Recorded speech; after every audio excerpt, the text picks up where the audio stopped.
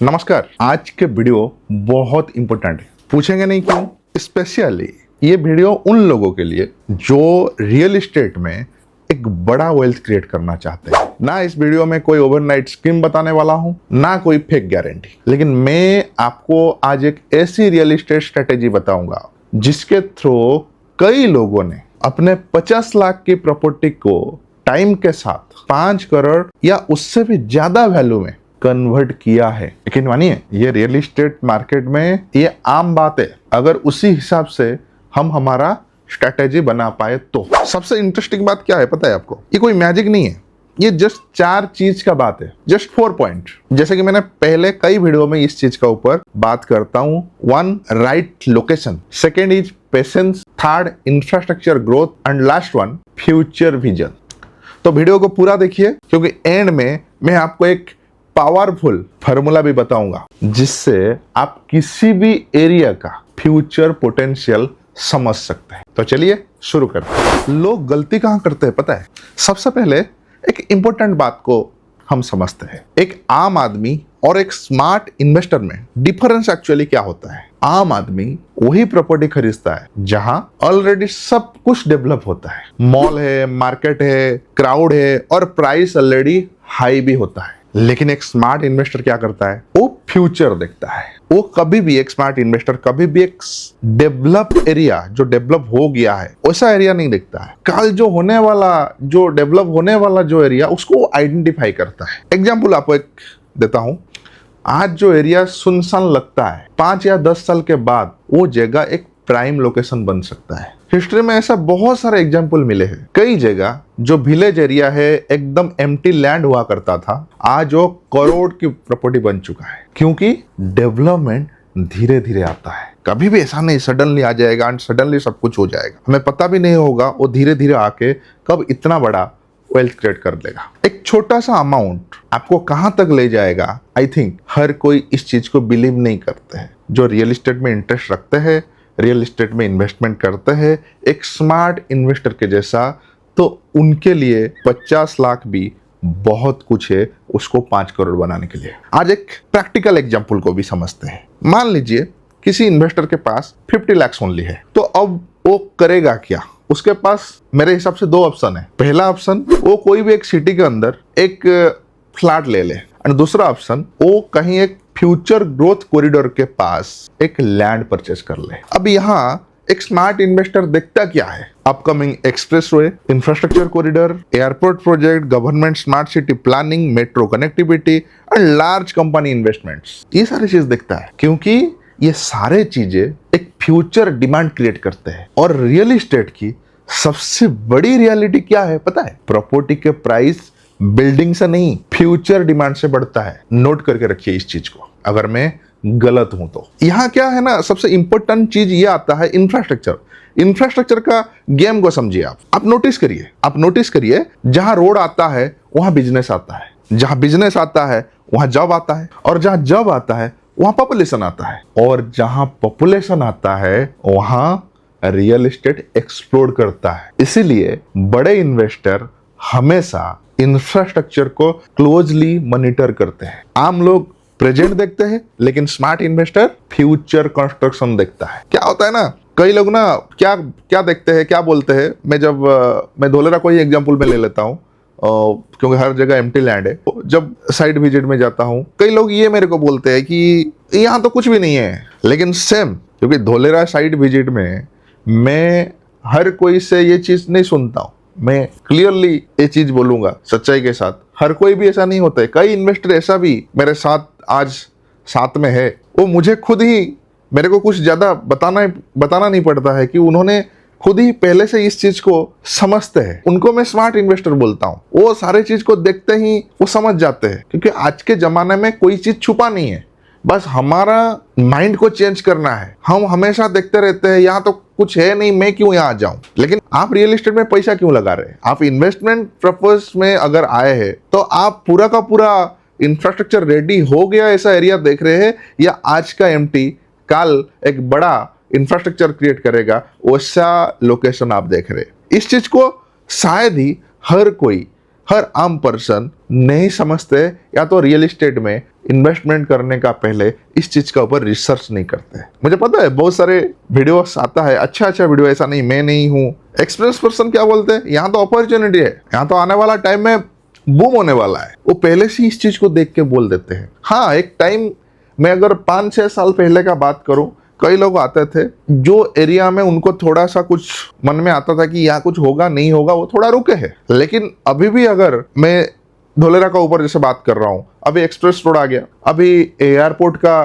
काम एकदम तेजी से चल रहा है, 2026 एंड तक वहां पर देखने मिलेगा उड़ान, कार्गो टर्मिनल रेडी हो रहा है।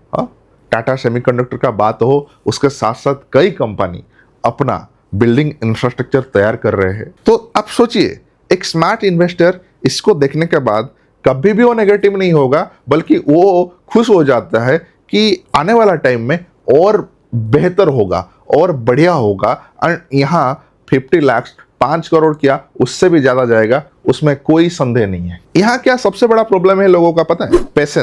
पेशेंस की पावर होना चाहिए, खास करके रियल एस्टेट में। ऐसे तो हमारा आम जिंदगी में पेशेंस का बहुत जरूरत है, हर एक चीज में, हर एक मोमेंट के लिए। तो उसमें ये एक हिस्सा है, क्योंकि हम इसके साथ ही आगे बढ़ रहे हैं। क्योंकि रियल एस्टेट में सबसे बड़ा पैसा क्विक बाइंग और सेलिंग में नहीं बनता है, इस चीज को ध्यान दीजिए। सबसे बड़ा पैसा होल्डिंग पावर में बनता है। कई लोग प्रॉपर्टी आज ले लेते हैं, 1 साल के बाद उनको रिजल्ट चाहिए। मार्केट में तो ऐसे भी बहुत बड़ा हाइप होता है रियल एस्टेट को लेके, इस जगह वो जगह ये हो जाएगा, वो जाएगा, इतना गुना बढ़ जाएगा। और कई लोग उसके झांसे में आ जाते हैं, फिर बाद में बोलते हैं यार नहीं आया कुछ ऐसा रिजल्ट। ऐसे सोच के मत लीजिए। रियल एस्टेट ऑलवेज आपको टाइम देना पड़ेगा, आपको पेशेंस रखना पड़ेगा। मैं इसलिए बोलता हूँ सारे चीज समझने के बाद पैसा डालिए, अदरवाइज नो, आपका पेमेंट डेड हो सकता है, क्योंकि आप उस एरिया में ज्यादा टाइम होल्ड नहीं करेंगे।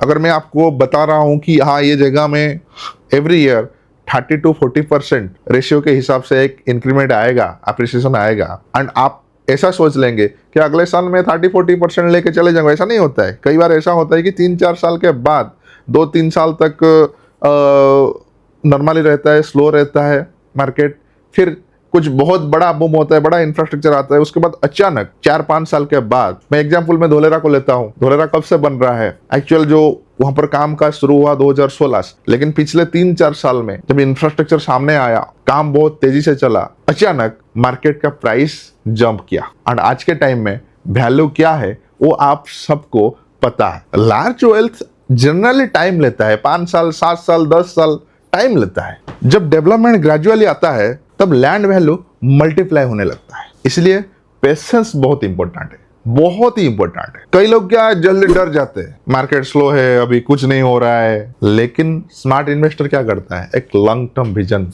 देखता है, उसने वो लॉन्ग टर्म विजन के साथ आगे बढ़ता है। ये होना चाहिए सबके मन में। कई बार मार्केट में देखने मिलता है कि यार बारिश का टाइम आ गया, अभी मार्केट स्लो रहेगा, अभी कहाँ जाएंगे, अभी क्या देखेंगे। लेकिन जब बारिश के बाद आफ्टर दिवाली हमारे भारत में फेस्टिवल शुरू हो जाता है, उसके बाद कई जगह मार्केट में प्राइस तेजी होता है, बढ़ता है। तो क्यों ना, मैं ऐसे मानता हूँ, मेरा पर्सनल सजेशन है, क्यों ना हम बारिश के बाद जब फेस्टिवल सीजन आएगा वो तब लेंगे। उससे पहले अगर लेते हैं 1 महीना 2 महीना पहले, तो कहीं ना कहीं एक छोटा सा अप्रिसिएशन हमें 2 महीना का बाद भी मिल जाएगा। लेकिन हम क्या करते हैं, बैठ जाते हैं आराम से शांति में, अभी कुछ नहीं है वहाँ, अभी नहीं जाएंगे। अरे ये टाइम है लेने का, देखने का। कुछ नहीं है, कुछ स्लो है मार्केट, ये सब सुन के मत बैठ जाइए, ग्राउंड में आना चाहिए, स्मार्ट बनिए, पेशेंस रखिए। मैं इसलिए बोलता हूँ आज का वीडियो को आप ध्यान से एंड तक सुनिए, एंड खाली सुन के मत बैठ जाइए, इसको एक्चुअल में आपके अंदर में इस चीज को अप्लाई कीजिए। इमेजिन कीजिए 2015 में एक एरिया एकदम एम्प्टी था, एकदम खाली,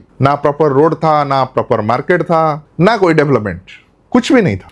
उस टाइम एक इन्वेस्टर वहां पर 50 लाख लगा दिया, क्योंकि वो टाइम में वहां का प्राइस ऐसा ही था, और उसने 50 लाख लगा दिया, एक लैंड परचेस कर ली। और लोग वो टाइम में हंस रहे थे, क्या कहां पर जाके पैसा लगा दिया भाई, ऐसे ही फालतू में मेहनत का 50 लाख उसमें लगा दिया। लेकिन जिसने लगाया उसने क्या देख के लगाया था? लोग हंस रहे थे, लेकिन उसने कुछ ऐसा सोचा था, कुछ ऐसा सोच के वहां पर अपना पैसा लगाया था। वो फ्यूचर एक्सप्रेस रोड को देखा था, क्या यहाँ इस रोड में एक्सप्रेस रोड आएगा। वो गहराई में इंटरनली इसको समझ, उसके ऊपर स्टडी किया था, गवर्नमेंट प्लानिंग को समझा था, इंडस्ट्रियल इन्वेस्टमेंट के बारे में उसको पता था, फ्यूचर कनेक्टिविटी को लेके उसने वहां पर वो पैसा डाल दिया। फिर समय आया, धीरे धीरे वहां पर रोड बनी, इंडस्ट्री आया, वेयर हाउस आया, रेसिडेंटल प्रोजेक्ट्स भी आए, और 8-10 साल के बाद वही लैंड की कीमत इतनी बढ़ गई कि उसके वैल्यू कई गुना इंक्रीज हो गई। यही होता है रियल एस्टेट वेल्थ क्रिएशन। वो टाइम में लोग हंस रहे थे, लेकिन अभी ताजुब, अरे यार वो सोचने लग जाते हैं काश ऐसा दिमाग हम भी लगाते, हम भी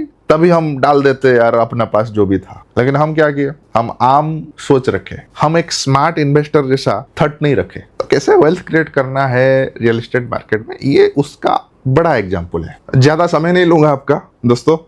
अगर आप सीरियसली एक रियल एस्टेट में एक बहुत बड़ा वेल्थ क्रिएट करना चाहते हैं, यकीन मानिए सिर्फ आज का मार्केट को मत देखिए, फ्यूचर देखिए। आज आपको जो जगह खाली लग रहा है, हो सकता है काल वही ग्रोथ का सेंटर बन जाए। मैंने पहले एक वीडियो में ऐसा बोला था कि एक कहावत है कि जहां पर रास्ता ना हो वहीं पर जमीन ले लो, क्योंकि जिस दिन वहां पर रास्ता आ जाएगा आप सोचे भी नहीं होंगे कहां कहां तक उसका वैल्यू बढ़ जाएगा। और याद रखिए, रियल एस्टेट में पैसा सिर्फ प्रॉपर्टी खरीदने से नहीं बनता है, पैसा बनता है राइट विजन से, राइट टाइमिंग से और पेशेंस से। जैसे मैंने बताया, क्वेश्चन ये नहीं कि आज क्या बना हुआ है, क्वेश्चन ये है कि अगले 10 साल के बाद क्या बनने वाला है। तो एंड करने का पहले वीडियो को आपको इतना सा बोलूंगा, अगर आपको अच्छा लगा तो जरूर लाइक, कमेंट एंड शेयर कीजिएगा। सब्सक्राइब आप बहुत कम करते हैं, देखते तो बहुत है, फोन भी आता है, मुझे खुशी लगता है, मोटिवेशन मिलता है, लेकिन सब्सक्राइब नहीं होता है। मैं पुराने वीडियो में नहीं बोल रहा था, लेकिन आज मैंने सोचा कि आप लोग को मेरे से थोड़ा अपील करूं कि हाँ सब्सक्राइब कीजिए, ताकि मैं ऐसे ही future growth, real estate investment, इस चीज़ का ऊपर और नया नया चीज़ आपको बता पाऊँ मेरे हिसाब से। तो मिलते हैं बहुत जल्दी। कमेंट करके बताइए कि आपके हिसाब से इंडिया का, हमारे भारत का नेक्स्ट बिग ग्रोथ एरिया कौन सा हो सकता है। तो मिलते हैं। जय हिंद, जय भारत।